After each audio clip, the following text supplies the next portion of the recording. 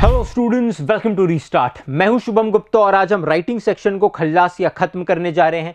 चाहे आप कोर्स ए से हो या चाहे आप कोर्स बी से हो, पूरा का पूरा राइटिंग सेक्शन इस वीडियो में आपको देखने के लिए मिलेगा। चाहे आप नेताजी का चश्मा पढ़कर आए हो या बड़े भाई साहब पढ़ के आए हो, पूरा राइटिंग सेक्शन यहां पर है। इंपॉर्टेंट चीज एक ये है कि बहुत सारे टॉपिक्स तो दोनों के लेखन में कॉमन है, जैसे अनुच्छेद लेखन दोनों को है, औपचारिक पत्र दोनों को है, ईमेल लेखन दोनों को है, विज्ञापन दोनों को है। कुछ जो टॉपिक्स हैं, जैसे एक कोर्स में सूचना लेखन है तो किसी में संदेश लेखन है, तो कॉमन टॉपिक्स को और ऐसे जो अलग अलग टॉपिक्स है उनको भी इसी वीडियो में हम समझेंगे। बहुत बड़ा कंफ्यूजन स्टूडेंट्स का होता है राइटिंग सेक्शन को लेके। कहीं कहा जाता है कि sir date right left side में लिखनी है, कुछ लोग कहते हैं नहीं नहीं डेट राइट साइड में लिखना है, कुछ लोग कहते हैं कि सर अनुच्छेद लेखन में जितने पॉइंटर्स दिए हैं उतने पैराग्राफ लिखने हैं, कुछ लोग कहते हैं कि एक ही पैराग्राफ लिखना है। तो इन बहुत सारे कंफ्यूजन्स की वन शॉट ये क्लैरिटी वीडियो है, जहां पे टॉपर्स के आंसर शीट के हिसाब से जो सीबीएसई ने खुद प्रमाणित किया है, तभी अपनी वेबसाइट पे अपलोड किया है, उसके आधार पे और मेरे निजी अनुभव के आधार पे हम इस चीज को समझने जा रहे हैं। तो चलिए शुरू करते हैं। सबसे पहले शुरुआत करते हैं अनुच्छेद लेखन से। बच्चों, अनुच्छेद शब्द का अर्थ होता है पैराग्राफ। एक पैराग्राफ यानी कि अनुच्छेद आपको यहां पे लिखना होता है। एक डाउट जिसका मैंने जिक्र भी किया था थोड़ी देर पहले, जो स्टूडेंट्स को होता है, सर जैसे जल प्रदूषण टॉपिक दिया है, तो जब अनुच्छेद लिखना होता है तो टॉपिक के साथ हमें 2-3 पॉइंटर्स दिए होते हैं। अब कई लोग कहते हैं कि हर एक पॉइंटर पे आप एक पैराग्राफ लिखिए, तो टोटल 3 पैराग्राफ आपको लिखना है। यह तरीका सही हो सकता है, लेकिन देखते हैं कि जो ज्यादातर टॉपर्स के आंसर्स हैं सीबीएसई की वेबसाइट, वहां अनुच्छेद कैसे लिखा गया है। बढ़ती नारी शक्ति, ये एक अनुच्छेद लिखा गया है। यहां पे आप देखेंगे कि सिर्फ एक ही पैराग्राफ लिखा गया है शुरुआत से लेकर के अंत तक। और एक देखते हैं इंटरनेट सूचनाओं की खान, यहां पर भी आप देखेंगे जो चेक किया गया है, यहां पर भी एक ही पैराग्राफ लिखा गया है शुरुआत से लेकर अंत तक। और एक देखते हैं लड़कियों की शिक्षा, यह भी एक अनुच्छेद है। यहां पर भी अगर आप देखेंगे तो पूरा का पूरा सिर्फ और सिर्फ एक ही पैराग्राफ लिखा गया है। मेरा निजी तौर पे यह मानना है कि क्योंकि अनुच्छेद शब्द का अर्थ ही पैराग्राफ होता है, तो जितने भी बिंदु आपको दिए हैं उस सबको आपको इसी में इंक्लूड करना है। आप पैराग्राफ भले ही बड़ा लिखिए, एक पैराग्राफ का यह मतलब नहीं होता कि 4 लाइनें लिख दी या 6 लाइनें लिख दी, नहीं, आप पूरा एक पेज लिखिए, पर उसको बीच में तोड़िए मत, ताकि वो एक बड़े का बड़ा पैराग्राफ जैसा दिखे, क्योंकि यही अनुच्छेद लेखन लिखने का मेरे अनुभव से सही तरीका है। जो आपको पॉइंटर्स दिए जाते हैं उन पॉइंटर्स को आप इसमें इंक्लूड कर सकते हैं। जैसे भारतीय समाज एक पॉइंटर है, तो आपने भारतीय समाज को क्या कर लिया, भारतीय समाज को अंडरलाइन कर लिया। फिर जब आप दूसरे पॉइंटर को शुरुआत करते हैं तो फिर आप दूसरे पॉइंटर को अंडरलाइन कर लो। तो पूरे अनुच्छेद को आपको एक साथ लिखना है। अनुच्छेद में टाइटल बहुत इंपॉर्टेंट है, और हाँ, अंडरलाइन जो भी कीवर्ड्स आपको लगते हैं या इंपॉर्टेंट चीजें हैं उन्हें अंडरलाइन करना है। शुरुआत अच्छी करना बहुत ज्यादा इंपॉर्टेंट है। जैसे यहां लिखा है लड़कियों की शिक्षा, क्या लिखा है, लड़कियों की शिक्षा, तो बेटी बचाओ बेटी पढ़ाओ, किसी भी टैगलाइन से, किसी भी कोट से, कोई भी ऐसा अच्छा स्टार्ट अगर आप उसे दे सके, नहीं दे सकते कोई बात नहीं, सही लिखा है नंबर मिलेंगे, पर अगर आप उसे एक अच्छा स्टार्ट दे सके, टाइटल तो क्वेश्चन में दिया होता है, अगर आप अच्छा स्टार्ट दे सके तो बहुत अच्छा है। जैसे इससे पहले वाले में है बढ़ती नारी शक्ति, तो यत्र नारी पूजा, जहां नारियों की पूजा होती है, तत्र रमनते, वहां देवता रमते हैं, देवता वास करते हैं। अगर आप कुछ अच्छा स्टार्ट दे सके किसी कोट के साथ या किसी अच्छे थॉट के साथ या आइडिया के साथ, तो वो अपने आप में एक बहुत अच्छा स्टार्ट होता है। अनुच्छेद लेखन में एक और चीज बस ध्यान रखनी होती है कि आप इंट्रोडक्शन देते हो और एक कंक्लूजन भी बहुत ज्यादा इंपॉर्टेंट होता है। जैसे जब वो कहता है इंटरनेट सूचनाओं की खान, तो आपको कुछ ना कुछ कंक्लूजन देना ही है कि इंटरनेट वाकई में सूचनाओं की खान है, किंतु इसके कुछ नकारात्मक पहलू भी है। यदि नकारात्मक पहलुओं से बचा जाए तो ये अपने आप में एक वरदान है, ऐसा आप लिख सकते हैं। तो there has to be a good introduction and a good conclusion, ये है अनुच्छेद लेखन। टाइटल आपको क्वेश्चन में दिया होता है, इनकेस नहीं दिया है तो आप टाइटल भी अच्छा वाला एक बना लीजिए। ठीक है, मैं रिपीट करता हूं, टाइटल दिया होता है क्वेश्चन में, नहीं तो अच्छा टाइटल बनाना है। एक ही बड़ा पैराग्राफ लिखना है, छोटा नहीं, एक ही बड़ा पैराग्राफ लिखना है। की पॉइंटर्स को अंडरलाइन करना है, बीच में भी जो जो इंपॉर्टेंट चीजें हैं उसे आप अंडरलाइन कर सकते हैं। एक इंट्रोडक्शन और एक कंक्लूजन होना ही चाहिए, और उसके साथ साथ अगर आप एक अच्छी शुरुआत दे सके, ऐसा नहीं कि अच्छी शुरुआत देने के चक्कर में 5 मिनट सोच रहे हैं, अगर आपको तुरंत एक अच्छी शुरुआत का आइडिया आता है तो आप जरूर उसके साथ आगे बढ़िए। संदेश लेखन, अब कहीं ना कहीं देखो हमने संदेश लेखन पढ़ा ही है सबने, वो है मैसेज। ठीक है, हम बात कर रहे हैं मैसेज की। यहां पे बहुत सारे स्टूडेंट्स का डाउट होगा कि सर हमें एक बात बताइए, जो संदेश लेखन है वो कोर्स ए में है या संदेश लेखन कोर्स बी में है। ठीक है, संदेश लेखन कोर्स ए में है, कोर्स बी वालों को सूचना लेखन है, पर कोर्स बी वाले भी वीडियो को, इस पार्ट को थोड़ा स्किप कर सकते हैं। कोर्स ए वाले ध्यान दो, संदेश लेखन के बारे में हम बात करते हैं। मैसेज लिखना है, जैसे आप और आपके भाई साथ में घर में रहते हैं, भाई से कोई मिलने आया, भाई तब घर में थे नहीं, उसके बाद भाई के जब आने का टाइम हुआ तब आपको घर से बाहर जाना है, तो आप एक मैसेज लिख के जाएंगे, या आप किसी के लिए कोई मैसेज कहीं पर छोड़ देते हैं कि वो वहाँ आएगा तो वो वहाँ से पढ़ लेगा, या किसी के हाथों भिजवा देते हैं। ये लेटर नहीं होता, ये मैसेज होता है। चलिए देखते हैं। इसका फॉर्मेट बहुत ज़्यादा सिंपल होता है। सबसे पहले आपको बॉक्स तो बनाना ही है, बॉक्स इज मस्ट। अक्सर लोग सब याद रखते हैं कि संदेश सबसे पहले लिखना है और डेट टाइम ये सब लिखना है, पर बक्सा बनाना भूल जाते हैं। तो नंबर 1 मैं कहूँगा बक्सा आपको बनाना है। दूसरा, संदेश आपको टॉप पर लिखना ही है, क्योंकि ये संदेश लेखन है तो संदेश आएगा। जो सबसे इंपॉर्टेंट है वो है कि इसमें दिनांक तो आती है, दिनांक के साथ इसमें समय भी आता है, और समय में AM PM का खास ख्याल रखना होता है। इसलिए यहाँ पे या तो प्रातः लिखा जाता है या रात्रि लिखा जाता है। क्या लिखा जाता है? या तो प्रातः लिखा जाता है या रात्रि लिखा जाता है। ये बहुत ज़्यादा इंपॉर्टेंट है, आप समझ पा रहे हैं। तो बॉक्स बनाना है, उसके बाद संदेश, डेट, समय आपको लिखना है, और फिर यहाँ पे आप सैल्यूटेशन देते हो कि प्रिय भाई या प्रिय बहन, जिसको भी आप संदेश लिख रहे हो, प्रिय भाई, प्रिय बहन, इस तरीके से आप संदेश की शुरुआत करते हैं। ठीक है।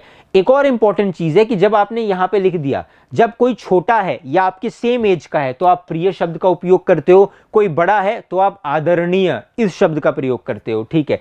जब जहां आपका सैल्यूटेशन खत्म होगा, जैसे प्रिय मित्र स्नेहा, यहां, तो आप यहां से लिखना नहीं शुरू करोगे। क्या? यहां से लिखना आप नहीं शुरू करोगे, आप थोड़ी जगह यहां पर छोड़ोगे। जैसे इस स्टूडेंट ने क्या किया है, इस टॉपर के आंसर शीट ने, इसने यहां से लिखना शुरू किया। आपको यही करना है। बाद में आप भले यहां आ जाओ, पर यहां थोड़ी सी आपको शुरू में जगह छोड़नी है ताकि ये इंपॉर्टेंट दिखे। आप समझ रहे हो। और लास्ट में आपको अपना नाम लिखना है। ठीक है। संदेश लेखन में एक और इंपॉर्टेंट चीज है, ये भी मैं आपको दिखाऊंगा कि संदेश लेखन को आप जितना क्रिस्प रख सके, बहुत ज्यादा फालतू की बातें उसमें नहीं करनी है, जितना आप क्रिस्प रख सके। लेटर आप थोड़ा बड़ा कर देते हो तो चल जाता है, पर संदेश लेखन को आप जितना क्रिस्प रखेंगे उतना आपके लिए अच्छा होगा। अब ये बधाई संदेश है, ऐसा भी आप लिख सकते हैं। पहले सिर्फ संदेश लिखा था, अब ये बधाई के लिए है तो आप बधाई संदेश लिखिए। बधाई संदेश, शोक संदेश नहीं लिखा जाता, बधाई संदेश लिखा जा सकता है, बट संदेश इंपॉर्टेंट है। ये टॉप पे आना चाहिए, डेट आना चाहिए, टाइम आना चाहिए। कई लोग कहते हैं टाइम राइट हैंड साइड पे लिख सकते हैं, बट एक्सेप्टेड फॉर्मेट जो मेरे ख्याल से ज्यादा बेटर रहेगा कि आप डेट के नीचे ही साथ में टाइम लिखे। अब प्रिय छात्रगण, अब आप कहोगे सर इसमें तो इन्होंने इतना स्पेस यहां पर छोड़ा था, इन्होंने तो नहीं छोड़ा है। आपकी मर्जी है, बट अगर आप दोनों प्रेजेंटेशंस को देखेंगे, दोनों टॉपर आंसर शीट्स है, तो उसके बाद भी ये प्रेजेंटेशन में, हालांकि हैंडराइटिंग ये भी बहुत अच्छी नहीं है, बट उसके बाद भी क्योंकि यहाँ पे थोड़ी जगह छोड़ी गई है, तो ये सेकंड लाइन आप यहाँ ले सकते थे, बट फर्स्ट लाइन में थोड़ी जगह छोड़ी गई है तो प्रेजेंटेशन अच्छा हो जाता है। ठीक है। और लास्ट में आपको ये कट गया है नीचे, आपको आपका नाम लिखना होता है। ठीक है। तो संदेश लेखन में क्या होता है, कोर्स ए वालों, आपको बक्सा बनाना है, बक्सा नहीं भूलना है। बॉक्स के अंदर संदेश लिखना है, उसके बाद आपको डेट लिखना है, लेफ्ट हैंड साइड पे सब, लेटर में जैसे सब लेफ्ट में, यहां भी सब लेफ्ट में, बक्सा, संदेश, फिर आपको लेफ्ट साइड में संदेश बीच में आएगा, लेफ्ट साइड में आपको डेट लिखना है, टाइम लिखना है, प्रातः है या रात्रि है, आप ऐसा संध्या ऐसा भी लिख सकते हैं। उसके बाद फिर आप सैल्यूटेशन देंगे, प्रिय, आदरणीय, आप संदेश देंगे, और अंत में अपना नाम आप लिख देंगे। उसके बाद हम आते हैं सूचना लेखन पे। जब हम सूचना लेखन के बारे में बात करते हैं स्टूडेंट्स, तो सूचना लेखन वो टॉपिक है जो कोर्स बी वालों को है। तो हिंदी बी वालों सुनो, कॉमन टॉपिक्स और जो है वो मैं बताऊंगा। सूचना लेखन, देखिए सूचना लेखन जो है, हम सब ने बचपन में कहीं ना कहीं लिखा होगा, notice, lost lost lost, found found found, खैर नहीं याद आ रहा तो नोटिस लिखना, इंग्लिश में आपने 6th 7th 8th में लिखा होगा, उसी को सूचना कहते हैं। ठीक है। एक बार समझ लीजिए, सूचना लेखन में सबसे पहले इंस्टीट्यूशन का नाम आता है। किसका नाम आता है? इंस्टीट्यूशन का, आपकी जो संस्था है, ठीक है, उसका नाम आता है। क्योंकि सूचना कभी भी कोई संस्था, कोई व्यक्ति कोई सूचना नहीं लिखता। व्यक्ति को अगर कोई मैसेज देना है, जैसे आपको कोई बात कन्वे करनी है, तो आप संदेश लिखेंगे, सूचना नहीं लिखेंगे। सूचना हमेशा कोई संस्था लिखती है, इसीलिए तो संस्था का नाम, उसके बाद आप लिखेंगे सूचना, आप समझ पा रहे हैं। उसके बाद आप डेट लिखेंगे, इसमें टाइम की आवश्यकता नहीं होती है। ठीक है। उसके बाद यहां एक मेन हेडिंग आती है कि सूचना किस विषय में है, सूचना का विषय क्या है या टॉपिक क्या है। ठीक है। सूचना का विषय क्या है या टॉपिक क्या है, वो बहुत ज्यादा इंपॉर्टेंट हो जाता है। और उसके बाद आप सूचना लिखना शुरू कर देते हैं। और अंत में आप अपना नाम लिखते हैं। यहाँ साइन करने की बहुत ज़्यादा आवश्यकता नहीं है, बट आप करना चाहे तो कर सकते हैं। याद रखिएगा, सूचना हमेशा वही व्यक्ति लिखता है जो किसी पद पर हो। भले ही आप अपने सोसाइटी के चेयरमैन हो या क्लास के मॉनिटर हो, जो भी आपका पद हो वो आपको बाद में लिखना होगा। जैसे ये जो व्यक्ति हैं, ये सचिव है सीसी कॉलोनी कल्याण परिषद के। तो आप चाहे सचिव हो, चाहे आप प्रवक्ता हो, या फिर चाहे आप अध्यक्ष हो, कोई भी आपका पद हो, आपका कोई पद होना चाहिए। सिर्फ नाम लिख के नहीं, सिर्फ नाम लिख के संदेश वाले छोड़ते हैं, सूचना में नहीं। सूचना में आपको संस्था का नाम, उस संस्था में आपका क्या पद है आपके नाम के नीचे, वो आना चाहिए। फॉर्मेट सिंपल है, इसमें भी बक्सा मत भूलना साहब, इसमें भी बक्सा आपको नहीं भूलना है। इसमें भी बॉक्स होता ही है, बक्सा होता ही है इसमें। बक्से के अंदर संस्था का नाम, सूचना, तारीख, टाइटल आपको अपने हिसाब से देना पड़ेगा, एकदम क्रिस्प और छोटा टाइटल आप लिखना शुरू कर सकते हैं। अंत में आपके नाम के साथ आपका पद, जो उसी संस्था में जिसका नाम ऊपर लिखा, वो आपको मेंशन करना है। एक और उदाहरण देखिए, सागर अपार्टमेंट क ख ग जिला, क ख ग अ ब स, कोई भी जिला आप यहाँ पे डाल सकते हैं। सागर अपार्टमेंट, यहाँ सूचना। सर यहाँ पे तो कोई टाइटल नहीं दिया गया है, कोई बात नहीं है। अगर आपको टाइटल देना है तो आप टाइटल दीजिए, अगर आपको टाइटल नहीं देना है तो टाइटल एज सच इंपॉर्टेंट नहीं है, पर सूचना होनी ही चाहिए, सूचना होनी ही चाहिए। आप चाहते तो, जैसे यहाँ पे जल की बर्बादी के बारे में बात हो रही है, तो इसके नीचे आप एक टाइटल दे सकते थे, जल की बर्बादी को रोकना, वो भी चलेगा, है ना। अदरवाइज बेसिक से बेसिक फॉर्मेट है कि इतना तो होना ही चाहिए, ठीक है, कि यहाँ पे सागर अपार्टमेंट, यहाँ पे सूचना, दिनांक। जो यहाँ पे वर्ग लिखा गया है ये नेसेसरी नहीं है आपके लिए, ये आपके लिए नेसेसरी नहीं है। उसके बाद ये चीज़ें इंपॉर्टेंट है कि आपको एक बॉक्स बनाना है। क्या करना है, आपको एक बॉक्स बनाना है, संस्था का नाम, सूचना, तारीख, फिर एकदम शॉर्ट में 4-5 लाइन में लिखिए आपका नाम। अगर क्वेश्चन में दिया है कि आप अनुपम या अनुपमा है, तो जो क्वेश्चन में नाम दिया है वही लिखना है, अपना नाम नहीं लिखना है। तो नाम और उसके बाद आपका पद आपको लिखना है। जैसे यहाँ पे भी पद सचिव लिखा गया है। बहुत सारा कंफ्यूजन होता है, इसलिए मैं ये सारी चीज़ें लेकर के आया। ये इंपॉर्टेंट नहीं है, ये आपको लिखना ही है। एक और सूचना को देखो जरा, ये भी टॉपर आंसर शीट है, यहाँ पे देखना। यहाँ पे आप देख पाएंगे कि वो बात कर रहे हैं कि यहाँ पे सर्वोदय विद्यालय, यहाँ पे संस्था का नाम आया, सबसे पहले तो बक्सा, उसके बाद संस्था का नाम, उसके बाद सूचना, उसके बाद यहाँ एक टाइटल दिया गया है, करियर काउंसलिंग कार्यालय हेतु, करियर काउंसलिंग कार्यालय हेतु, ठीक है। टाइटल देना इंपॉर्टेंट नहीं है, पर अगर आप देते हैं तो अच्छा होता है। जैसे इसमें टाइटल दिया है, इस सूचना में भी टाइटल दिया है, पार्कों की साफ सफाई, फिर उस टाइटल को अंडरलाइन किया है। यहाँ टाइटल नहीं दिया है तो भी गलत नहीं है, पर अगर आपको ऐसा लगता है कि कोई ऐसा विषय है जहाँ टाइटल देना चाहिए तो आप जरूर दीजिए। बेसिक फॉर्मेट वही है, प्रेजेंटेशन कैसा भी हो, सही लिखा है तो नंबर मिलेंगे। आपको बक्सा बनाना है, संस्था का नाम, सूचना, टाइटल मेरे हिसाब से आप डाल देना, दिनांक, और उसके बाद आप जो है अगेन यहाँ पे भी थोड़ा स्पेस देके लिखा गया है कि अच्छा लगे। उसके बाद आप लिखिए, 4-5 लाइनें बहुत होती हैं, आपकी किसी के पास टाइम नहीं होता एक पेज खड़ा होके कहीं पढ़ेगा। 4-5 लाइनें लिखिए और आपका पद जो संस्था का नाम ऊपर है उस संस्था में आपका क्या पद है, ये भी बहुत ज्यादा इंपॉर्टेंट है। अब पत्र लेखन के ऊपर आते हैं। अब यहाँ वापस हम कॉमन लाइन पकड़ ली। हमने शुरू की अनुच्छेद लेखन जो दोनों एक कोर्सेस को कॉमन है, फिर एक टॉपिक डिस्कस किया जो कोर्स बी में है, एक डिस्कस किया जो कोर्स ए में है, और अब हम वापस आ जाते हैं। अब हम आते हैं पत्र लेखन पे। पत्र लेखन पे याद रखिएगा औपचारिक पत्र दोनों कोर्सेस को है ना, चाहे कोर्स ए हो या कोर्स बी। कोर्स बी को अनौपचारिक पत्र नहीं आएगा, कोर्स को अ वालों को अनौपचारिक आ सकता है, ठीक है। पर पत्र लेखन में हम दोनों देखते हैं, औपचारिक पत्र भी देखेंगे और अनौपचारिक पत्र भी देखेंगे। सबसे पहले यह है औपचारिक पत्र, ठीक है। एक जो बहुत बड़ा कंफ्यूजन होता है जिसके ऊपर मैंने अलग से भी वीडियो बनाई है कि सर फॉर्मल लेटर में, औपचारिक पत्र में क्या सेंडर्स एड्रेस लिखना होता है? सेंडर्स एड्रेस तो सर शायद इनफॉर्मल लेटर में, अनौपचारिक में लिखते हैं, नहीं। औपचारिक पत्र में भी ये एडवाइसेबल है कि आप सेंडर्स एड्रेस लिखिए। आप पूरा अपने गांव का नाम, जिला का नाम और फिर राज्य का नाम और पिन कोड लिखे, उससे बेटर होता है परीक्षा भवन।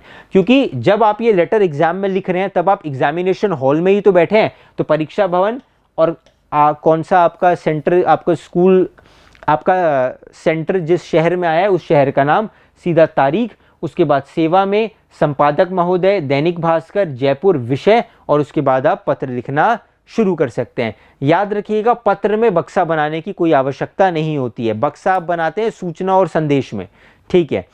और कहीं जगह आपको बक्सा नहीं बनाना है।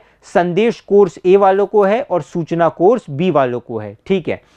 आगे बढ़ते हैं। फॉर्मेट देखिए, बार बार फॉर्मेट दिखा रहा हूं तो एक चीज हमें क्लियर है लेटर राइटिंग में कि सेंडर्स एड्रेस तो आपको लिखना ही लिखना है, उसके बाद आप लिखोगे डेट, उसके बाद आप लिखोगे कि आप ये जो पत्र है जो आपकी बाकी फॉर्मेलिटीज होती है सेवा में, है ना, या संपादक महोदय, संपादकीय विभाग, नवभारत टाइम्स, इस तरीके से आप लिख सकते हो, ठीक है।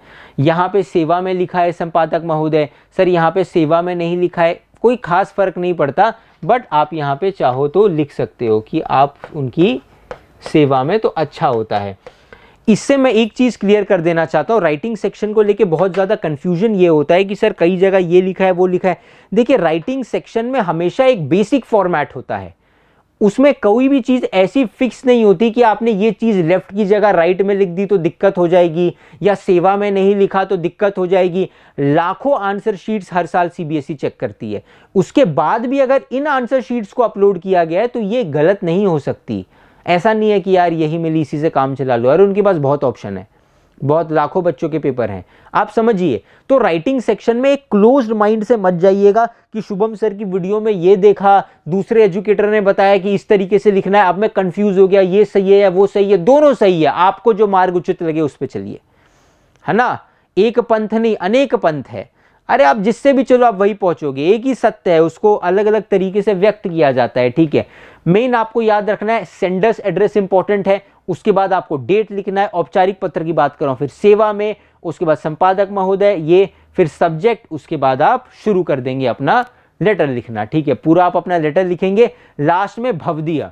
कई लोग पूछते हैं लेटर एंड कैसे करें, है ना, भवदीय, आपका प्यारा, ऐसा नहीं एंड करते हैं, वो आपका कोई पड़ोसी नहीं है, कोई एडिटर है या कोई नगर निगम अधिकारी है, तो भवदीय अबस। याद रखिए नाम क्वेश्चन में अगर नहीं दिया है तो आप अपना नाम या अबस डालिए, एडवाइसेबल है कि आप अबस ही डालिए, क्योंकि सीबीएसई ये कहता है कि कोई भी स्टूडेंट कभी भी अपना नाम पेपर में कहीं पर भी या अपना फोन नंबर मेंशन ना करे।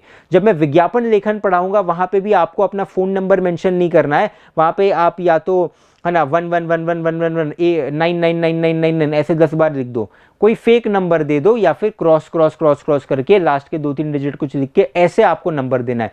पर्सनल डिटेल्स शेयर करने से बचिए, ठीक है। अगर नाम क्वेश्चन में दिया है तो नाम लिखिए, अदरवाइज अ ब स क ख ग, है ना, च झ झ, ऐसे आप लिख सकते हैं कुछ भी। आगे बढ़ते हैं। ये एक अनौपचारिक पत्र है, देखिए यहां पे जो मैं आपको बता रहा था, ये अनौपचारिक पत्र दादी जी को लिखना था। अब बच्ची ने क्या किया है, प्रिय दादी जी लिखा है, भाव में लिखा है, सही है, पर बड़ों को प्रिय नहीं कहा जाता, बड़ों को आदरणीय, प्रिय हम उम्र हो या छोटा हो उसी को प्रिय कहा जाता है। और अंत में भवदीय, भवदीय नहीं, भवदीय कहाँ लगता है, औपचारिक पत्र में। अनौपचारिक पत्र में लगता है प्रिय पोती और नाम। तो ये है एक बेसिक फॉर्मेट। अनौपचारिक पत्र बहुत इजी होता है, सिर्फ सेंडर्स एड्रेस, डेट और उसके बाद आप लिखना शुरू कर सकते हैं। औपचारिक पत्र में क्या होता है कि सेंडर्स एड्रेस, उसके बाद डेट, उसके बाद आप वो मेन चीज लिखना शुरू करते हैं, सेवा में प्रधानाचार्य या नगर निगम अधिकारी और जगह के, जहाँ के नगर निगम है या जहाँ के संपादक है, वो सारी चीजें। फिर सब्जेक्ट, सब्जेक्ट इनफॉर्मल लेटर में नहीं होता, फिर आप स्टार्ट करते हो और अंत करते हो भवदीय से, ठीक है। ये है इनफॉर्मल लेटर, आप समझ गए। आगे करते हैं ईमेल लेखन। ईमेल लेखन भी अब वो टॉपिक है जो दोनों कोर्सेज को कॉमन है, ये भी काफी इंपॉर्टेंट है, इसको भी लेके बहुत सारे डाउट्स होते हैं। चलिए शुरू करते हैं। अब यहां आप कहोगे कि सर फ्रॉम और टू तो इंग्लिश में लिखा है, ये सीसी बीसीसी ये भी इंग्लिश में लिखा है। जब हम, बता देता हूं जानकारी के लिए, जब हम कोई ईमेल किसी को करते हैं, मान लो कि मैं आपको ईमेल लिख रहा हूं और मैं चाहता हूं कि इस ईमेल की कॉपी एक और व्यक्ति के पास आए, तो मैं उसकी ईमेल आईडी सीसी में डाल दूंगा। कहां डाल दूंगा आपको पता भी होगा, तो ईमेल आईडी सीसी में डाल दूंगा। तो मैंने आपको जो ईमेल लिखा उसकी कॉपी उस व्यक्ति के पास भी जाएगी और ये आपको भी पता चलेगा क्योंकि सीसी में दिखेगा। मान लो मैं आपको एक ईमेल लिख रहा हूं, मेरे को उसकी कॉपी किसी को भेजनी है, पर मैं चाहता नहीं कि आप जानो कि मैंने हमारे बीच की जो बात है ना वो उसको भी भेजी है, तो फिर उसका नाम मैं बीसीसी में डालूंगा, जिसको ब्लाइंड कार्बन कॉपी कहते हैं, ठीक है। खैर आपको मेन क्या याद रखना है, फ्रॉम टू बीसीसी ऐसे शब्द आप अंग्रेजी में लिख सकते हैं, पर मेरा निजी तौर पे मानना है कि आपके लिए सही होगा अगर आप इन शब्दों को याद रख ले। इसको काट कर दीजिए, गलती से आ गया है, प्रेषक और प्राप्तकर्ता। प्रेषक जो पेश कर रहा है, पेशक नहीं, प्रेषक, प्रेषक जो लिख रहा है, और प्राप्तकर्ता जिसको ईमेल आ रहा है। अगर आप इन शब्दों को याद रखेंगे तो मेरे ख्याल से सही होगा। सीसी बीसीसी लिखने की कोई खास आवश्यकता नहीं है, सिर्फ प्रेषक और प्राप्तकर्ता ऐसे याद रखिएगा। कोई भी ईमेल आईडी डाल सकते हैं, कोई भी फेक ईमेल आईडी बना दीजिए और प्राप्तकर्ता में कोई भी ईमेल आईडी आप डाल सकते हैं, ठीक है। विषय आपको जरूर लिखना है क्योंकि ईमेल में सब्जेक्ट होता ही होता है। उसके बाद आप सैल्यूटेशन देंगे, मान्यवर, उसके बाद आप लिखना शुरू करेंगे। लास्ट में फिर प्रेषक, आप अपना नाम और फिर संलग्न यानी कि आप कौन है वो आप यहाँ पे लिख सकते हैं, ठीक है। क्लियर है। ईमेल लेखन में क्या होता है, ईमेल लेखन में भी याद रखिएगा, ईमेल लेखन में भी आपको विशेष ध्यान रखना है कि ईमेल लेखन में आप प्रेषक और प्राप्तकर्ता लिखेंगे, ठीक है। विषय आपको लिखना है, आप फिर मान्यवर या आदरणीय व्यक्ति का नाम, आप ईमेल पूरा लिखेंगे, लास्ट में धन्यवाद, प्रेषक, अपना नाम, और अगर आपका कोई डिपार्टमेंट है तो आप वो यहाँ पे लिख सकते हैं। आप समझ रहे हैं। आगे बढ़ते हैं। अब हम आते हैं विज्ञापन लेखन के ऊपर। ईमेल लेखन में एक चीज जरूर ध्यान रखिएगा कि आपको अगर बक्सा बनाना हो तो आप बक्सा जरूर बनाएंगे ईमेल लेखन में, ठीक है। अगर आप यहां पर भी देखेंगे तो ऊपर लाइनें खींची गई हैं। क्लियर है। आगे बढ़ते हैं। विज्ञापन लेखन। अब विज्ञापन लेखन में विज्ञापन को अपीलिंग कैसे बनाना है, ये एक चैलेंज होता है। अक्सर स्टूडेंट्स इससे बचते हैं, बट ठीक है, आप विज्ञापन लेखन भी अटेम्प्ट कर सकते हैं। कोई बहुत हाई फाई ड्राइंग नहीं चाहिए, बेसिक ड्राइंग चाहिए। विज्ञापन लेखन में भी बक्सा जो है वो खूब इंपॉर्टेंट है, बक्सा तो होना ही चाहिए विज्ञापन लेखन में। और उसके बाद आ गया, ये अच्छा है। ये सब आइडिया से मैं एक सिंपल वीडियो बनाऊं जहां पे मैं सिर्फ आपको फॉर्मेट बता के चले जाऊं, मैं जो आपको दिखा रहा हूं इससे आपको एग्जाम में भी आइडिया आ गया। मान लो कभी आप ही ने सोचा कि एक विज्ञापन लेखन का क्वेश्चन अटेम्प्ट करता हूं, ये जल्दी हो जाता है। हाँ, ये जल्दी हो जाता है, इसमें लिखना कम होता है, ये जल्दी लिख दोगे आप, एक एक लाइनें हैं, या इससे कम लिखने पे भी विज्ञापन में पूरे नंबर मिलते हैं।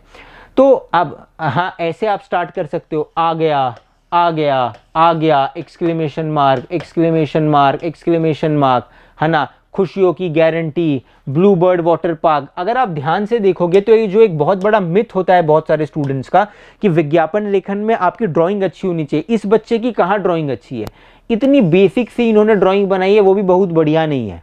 ईमानदारी से बस बादल बनाया है बहुत सारे, यहाँ बनाया है बादल, यहाँ बनाया है बादल। बादल तो आपको भी बनाना आता है, फिर भी इस नंबर को बच्चे को अच्छे नंबर मिले हैं।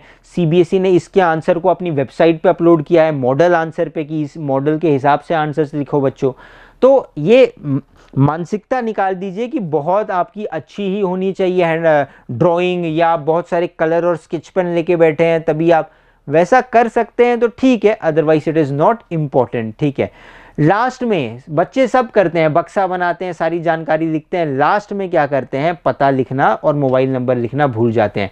जब आप किसी चीज़ की प्रचारिंग कर रहे हैं, उसे एडवर्टाइज कर रहे हैं, लोगों को पसंद आया, पर ये ब्लू बर्ड वाटर पार्क कहाँ है तो उसका पता आपको लिखना है। अपने घर का पता नहीं, ब्लू बर्ड वाटर पार्क कहाँ है उसका पता क्वेश्चन में दिया है तो ठीक है, अन्यथा खुद का पता भी लिख दो चलेगा, पर पता लिखना है। बस नगर मोबाइल नंबर भी लिखना है। जैसा मैंने बताया, पर्सनल डिटेल्स नहीं मेंशन करने, तो आप यहाँ पे ऐसे क्रॉस दे देते हैं शुरू के 4 नंबर लिखने के बाद, या फिर आप क्या करते हो 999999 ऐसे 1111 ऐसे कोई फेक नंबर भी आप डाल सकते हैं। तो विज्ञापन लेखन में बॉक्स आपको बनाना है, उसको थोड़ा क्रिएटिव बनाना है। शुरू में आप कुछ टैगलाइंस यूज कर सकते हो, ठीक है। कोई चित्र बनाना चाहो तो जरूर चित्र बनानी चाहिए, और सबसे इंपॉर्टेंट जो है आपको पता और मोबाइल नंबर विज्ञापन लेखन के एंड में लिखना है। बक्सा बनाना मत भूलिएगा। ये एक देखिए, इस बच्चे ने भी बहुत कोई बढ़िया ड्राइंग नहीं बनाई है, खाली सूरज की ड्राइंग बनाई है और बादल बनाया। अरे इतना तो आपको भी आता है। तो अपने मन से ये भय निकाल दीजिए कि विज्ञापन लेखन तो वो बहुत क्रिएटिव लोग ही ऐसे क्वेश्चंस अटेम्प्ट कर सकते हैं, नॉट नेसेसरी। यहाँ पे अगर आप ध्यान दोगे तो आपको लगेगा कि सर बच्चे ने तो असली नंबर दे दिया है। नहीं दिया है, बच्चे ने असली नंबर नहीं दिया है। उसने क्या लिखा है, बच्चे ने, आपको शायद दिख रहा है कि नहीं, उसने 3 बार 9 लिखा है, 3 बार 8 लिखा है, 3 बार 7 लिखा है और 3 बार 6 लिखा है। तो ये तो 12 डिजिट हो गया। नंबर तो 10 ही डिजिट का होता है। याद रखिएगा, पर्सनल फ़ोन नंबर और पर्सनल डिटेल आप मेंशन नहीं करेंगे विज्ञापन लेखन में या कहीं पर भी, ठीक है। एड्रेस अगर आपने कभी गलती से मेंशन कर दिया चल सकता है, पर फ़ोन नंबर वगैरह मेंशन तो बिल्कुल करने की आवश्यकता आपको नहीं है। तो विज्ञापन लेखन में अगेन क्या इंपॉर्टेंट है, बॉक्स बनाना है, टाइटल वाइटल आपको देना है, या आप ऐसे आ गया आ गया आ गया ऐसे भी आप स्टार्ट कर सकते हैं, ठीक है।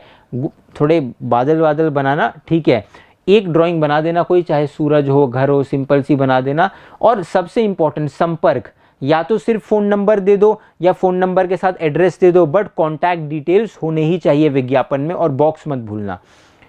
स्ववृत्त लेखन, अब स्ववृत्त लेखन क्या होता है, बायोडेटा लिखना कि आप किसी पद के लिए, अमुक अमुक पद के लिए आवेदन कर रहे हैं, आप अप्लाई कर रहे हैं, ठीक है। तो अप्लाई करने के लिए अब आपको क्या करना है, अपना बायोडेटा देना है, ये सिद्ध करना है कि क्यों मैं इस पद के लिए चयनित होने के योग्य हूं, क्यों मैं ये नौकरी करने के योग्य हूं। उदाहरण देखिए, पीजीटी पद पर आवेदन करने के लिए स्ववृत्त, ठीक है। कैसे लिखा जाता है स्ववृत्त, सबसे पहले तो आप अपने डिटेल्स लिखते हैं, व्यक्तिगत वर्णन, ये व्यक्तिगत लिखा है, वैयक्तिक गलत लिखा है, ये क्या लिखते हैं सबसे पहले, व्यक्तिगत।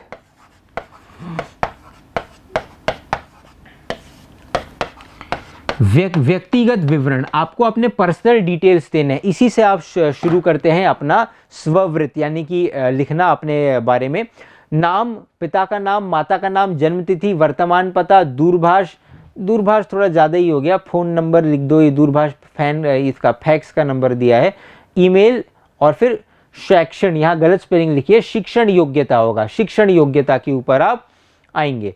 शिक्षण योग्यता में आप सारे अपने डिटेल्स डालेंगे, ठीक है। 10वीं 12वीं, ये सातक वातक आपको लिखने की ज़रूरत नहीं है, 10वीं 12वीं के बाद आप बीएड लिख सकते हैं या फिर बीए लिख सकते हैं, सिंपल लिखिएगा, ये सातक पर सातक अलग चीज़ें होती हैं, आपको नहीं समझना। 10वीं 12वीं आप लिख देना, बीए, उसके बाद, क्योंकि याद रखिएगा जिस पद के लिए आप आवेदन कर रहे हैं उससे जुड़ा हुआ आपकी डिग्री होनी चाहिए। ऐसा ना हो कि क्वेश्चन में ऐसा दिया है, जैसे यहाँ दिया है कि आप पीजीटी हिंदी, यानी कि हिंदी टीचर बनने के लिए आवेदन दे रहे हैं, और जब आप अपना स्ववृत्त लिख रहे हैं तो यहाँ लिख रहे हैं बीएससी। अरे हिंदी टीचर बीएससी नहीं करेगा, वो बीए करेगा, तो आप लिखेंगे बीए, और लास्ट में बीएड जरूर लिखना। याद रखिएगा, अगर आपको टीचर बनना है तो बीएड की डिग्री या एमएड की डिग्री, बिना बीएड के एमएड नहीं होगा, सीधा एमएड मत लिख देना, बीएड के बाद एमएड लिखते हो तो सही है, अदरवाइज सिर्फ बीएड लिखना।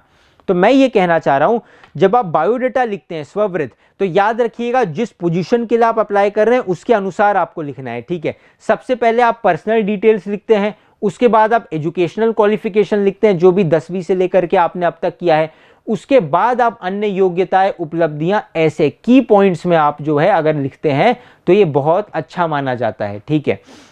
आप ये भी कर सकते हैं कि पर्सनल डिटेल्स और एजुकेशनल डिटेल्स देने के बाद आप एक पैराग्राफ भी लिख सकते हैं, वो भी सही है। अदरवाइज अन्य योग्यताएं, उपलब्धियां, अन्य योग्यताएं जो है, जैसे आपने कंप्यूटर का कोई डिप्लोमा किया हो, अरे कुछ भी लिखो, कंप्यूटर का डिप्लोमा किया है, बिल गेट्स के साथ बैठ करके एक शो रिकॉर्ड किया है, अरे कुछ भी लिखो कुछ भी लिखो, सोच के लिखना। उपलब्धियां, आप चाहे तो ये उपलब्धियां वाला हटा सकते हो, ठीक है। और उसके बाद आप इस तरीके से अंत में एक पैराग्राफ लिख सकते हो, ये भी आप हटा सकते हो कि गतिविधियां और अभिरुचियां, आपका इंटरेस्ट जो है वो इतना इंपॉर्टेंट नहीं है, ठीक है। चाहो तो आप ऐड कर सकते हो, अदरवाइज आप अपनी बाकी क्वालिफिकेशन, सबसे पहले तो आप लिखोगे अपने पर्सनल डिटेल्स, जिसको मैं पीडी लिख रहा हूँ, उसके बाद आप अपने एजुकेशनल डिटेल्स लिखोगे, उसके बाद आप अगर आपके अदर क्वालिफिकेशंस कोई है तो वो आप लिखोगे, उसके बाद आप एक छोटा सा नोट लिखते हो जिसमें आप ये बताते हो कि इन सब उपयुक्त चीज़ों के कारण और इन डिग्रियों के कारण मुझे ऐसा प्रतीत होता है या मेरा ऐसा मानना है कि मैं इस पद के लिए एक उपयुक्त उम्मीदवार हूं, तो इसलिए आप मेरा चयन करें, और इस तरीके से आप एंड कर सकते हैं, ठीक है। एक और उदाहरण देखते हैं ज़रा। उदाहरण 2, क्लर्क के पद पर आवेदन, है ना। क्योंकि आप अपने कॉन्टैक्ट डिटेल्स पहले ही दे चुके हो तो लास्ट में देने की आवश्यकता नहीं होती है। कॉन्टैक्ट डिटेल्स आपने दे दिए, ठीक है। मोबाइल संख्या कुछ भी फेक डालना, असली मोबाइल नंबर बचना उससे डालने के लिए, ठीक है। एग्जाम में सबसे पहले पर्सनल डिटेल्स, उसके बाद एजुकेशनल क्वालिफिकेशन। एजुकेशनल क्वालिफिकेशन लिखते वक्त आप ऐसे कॉलम्स बना सकते हैं, ठीक है।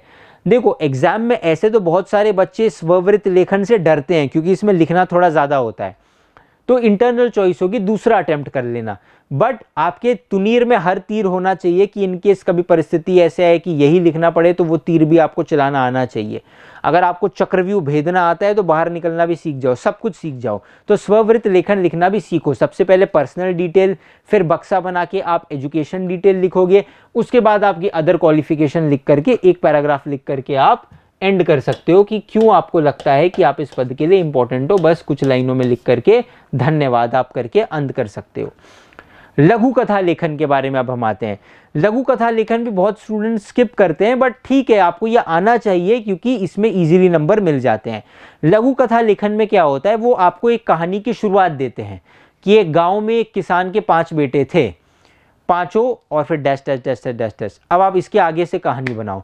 कहानी रोचक होनी चाहिए, उसमें कोई ग्रामेटिकल मिस्टेक नहीं होनी चाहिए और एक अच्छी शॉर्ट कहानी होनी चाहिए। ये नहीं कि 2 पन्ने की आप कहानी लिख रहे हैं। इसको हम कहते हैं लघु कथा लेखन। अब जैसे यहाँ पे भाइयों की एकता, याद रखिए, इन केस अगर आप स्टोरी राइटिंग अटेम्प्ट करते हैं, आप लघु कथा लेखन अटेम्प्ट करते हैं, तो शीर्षक और moral, title of the story and moral of the story, ये होना ही होना चाहिए। आप अपनी कहानी बिना शीर्षक के शुरू नहीं कर सकते कि एक किसान के 5 बेटे थे, अब इसके आगे से मैं कहानी लिखूंगा, नहीं। और जो लाइन लिखी है क्वेश्चन में, एक किसान के 5 बेटे थे, वो आंसर में आएगी कि एक किसान के 5 बेटे थे, और उसके बाद वहां से उसके आगे से आप आंसर लिखना शुरू करेंगे। याद रखिएगा, शीर्षक होगा और साथ ही साथ अंत में सीख, मॉरल भी आपको, मॉरल ऑफ द स्टोरी लिखना है और आप कहानी लिख सकते हैं। जैसे किसान, अब इसमें क्या होता है ना कि कोई नई कहानी, बच्चे क्या गलती करते हैं, कोई नई कहानी अपने अंदर के क्रिएटिव पर्सन को जगा के कोई नई कहानी लिखने का प्रयास करते हैं। नहीं, आपको ये नहीं करना है।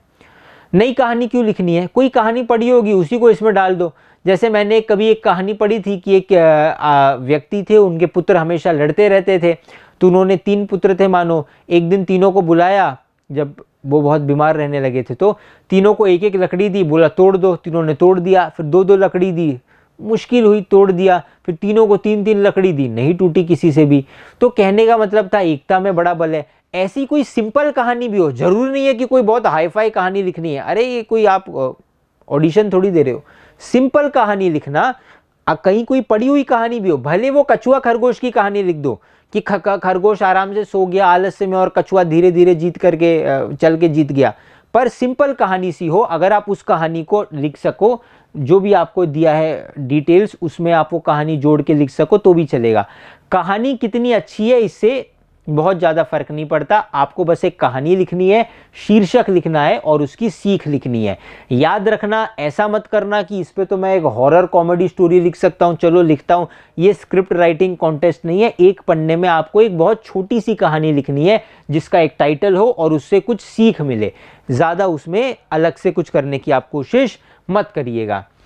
तो स्टूडेंट्स, ये था पूरा का पूरा, मैं कह सकता हूं कि राइटिंग सेक्शन, जिसमें हमने लघु कथा से लेकर के अनुच्छेद लेखन, हमने हर चीज़ को कवर किया। चाहे आप कोर्स ए से हो, कोर्स बी से हो, आप अपने टॉपिक्स को यहाँ पे ज़रूर देख सकते हो। मैं उम्मीद करता हूँ कि आपको बेसिक आइडिया मिल गया होगा, काफ़ी आइडिया मिल गया होगा, आपके कन्फ्यूजन्स क्लियर हो गए होंगे और अब आप राइटिंग सेक्शंस के लिए बेटर इक्विप्ड होंगे।